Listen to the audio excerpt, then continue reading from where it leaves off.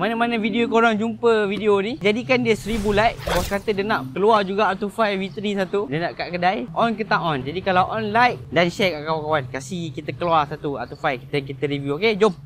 Okay, Assalamualaikum warahmatullahi wabarakatuh. Untuk geng-geng MSC semua. Jadi topik hari ni, kita bagi hint sikit. Topik hari ni kita ada R25 in the house. Kita nak cerita juga pasal R25 ni dan R25 baru. Yamaha R25 telah melancarkan R25 facelift. Kita panggil facelift, kita panggil R25 2023 atau kita panggil V3 lah kan. Sebab R25 yang lama, V2, ABS dan non ABS, dan V3 the new facelift. Okay, jadi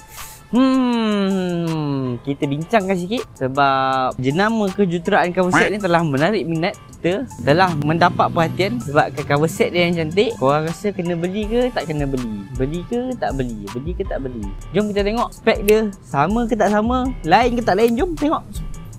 Okey, jadi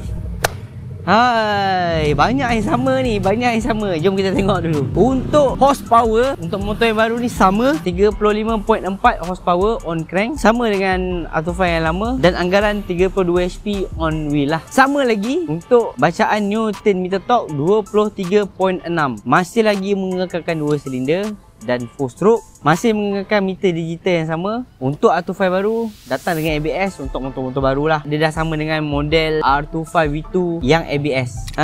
Dan katanya lebih sport bike kan, tapi seat ketinggian masih lagi sama 780mm untuk ketinggian. Kita expect dia tinggi sikit lah supaya boleh kita rasa sport bike tu. Berat motor umum kita tahu dalam 169 kilo, tapi dikatakan yang baru ni 166 kilo. Kena beli dululah, nanti kita timbang tengok macam mana, betul ke tak betul. Dan yang ni seronok sikit. Kita pergi yang baru sikit. Tadi yang sama saja kan. Design dia lebih ketara dengan sport bike. Sebelum ni kita memang tahu R25 dia dalam kategori sport touring sebenarnya, belum kategori sport bike sebab kedudukan yang lebih tegak. Cuma untuk model R25 V3 atau R25 facelift ni, dia punya design inspired daripada R9 depan, dan paling seronok belakang dia macam R9 atau R1. Geng-geng R15 dah boleh cakap lah macam tiru R15.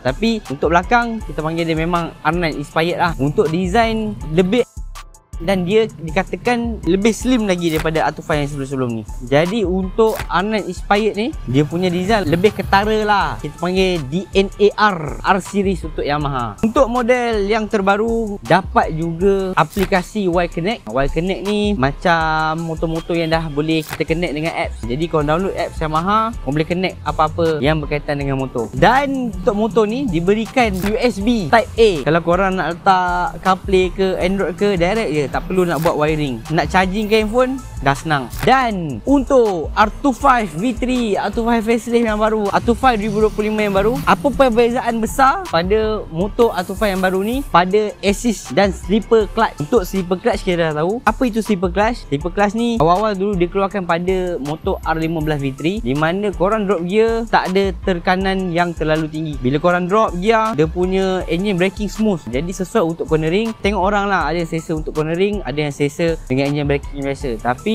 slipper clutch memang dikatakan selesa untuk kegunaan track. Apa itu assist clutch? Assist clutch ni untuk geng-geng yang lemah tangan kiri, dia kata clutch dia keras kan. Jadi Yamaha bagi korang assist clutch, di mana korang punya penukaran clutch atau tarikan clutch ni lebih lembut dan lebih smooth. Itu yang dikatakan lah untuk R25 V3 ni perubahan besar. Di mana ada juga geng-geng kata boleh convert kan. Tengoklah dari kilang kan, kita tengoklah macam mana, cun ke tak cun.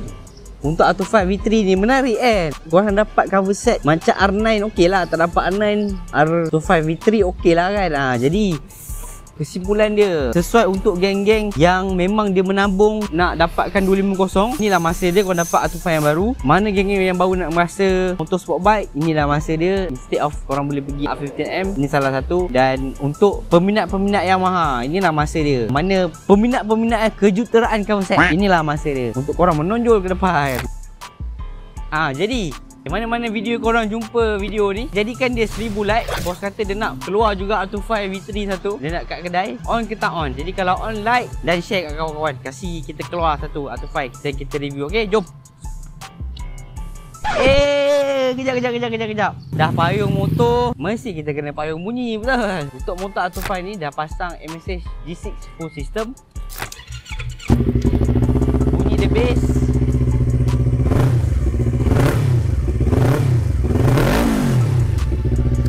Kita jumpa di lain hari, okey? Jom.